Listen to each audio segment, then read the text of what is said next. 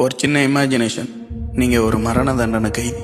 தூக்கு தண்டனை கிடையாது, மரண தண்டனை. அந்த தண்டனை எப்படி இருக்கும்னா, உங்களோட கை கால்கள் கட்டப்பட்ட நிலைமையில் ஒரு 600 அடி உயரமான மலையிலேருந்து உங்களை பிடிச்சி தள்ளி விட்டுருவாங்க. இப்போ நீங்கள் பிழைக்கிறதுக்கான வாய்ப்பு 0.000. ஏன்னா உளுந்த வேகத்தில் செதறி பீஸாக போயிடுவீங்க. இப்படிப்பட்ட கொடுமையான தண்டனைகள் நம்மளோட தமிழ்நாட்டில் கொடுக்கப்பட்டிருக்கு. செஞ்சிக்கோட்டை, ராஜகிரி, கிருஷ்ணகிரி, சந்தகிரி, இந்த 3 மலைகளால் ஆனதான் செஞ்சிக்கோட்டை.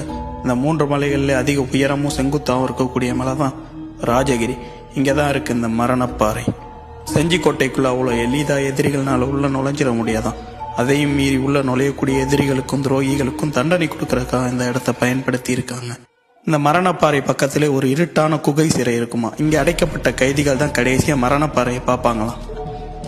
அந்த கைதிகளோட கையையும் காலையும் கட்டி இந்த 600 அடி உயரமான மரணப்பாறையிலேருந்து கீழே தள்ளி விட்டுருவாங்களாம்.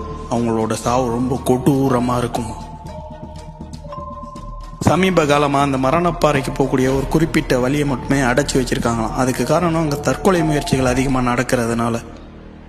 இப்போ இங்கே இருக்கக்கூடிய மர்மம் என்னன்னா, அமாவாசை இரவுகள்லையும் அதிகமாக காத்தடிக்கக்கூடிய இரவுகள்லையும் இந்த மரணப்பாறை வழியாக வரக்கூடிய காற்று ஒரு வித வினோதமான ஒளியை எழுப்புமா.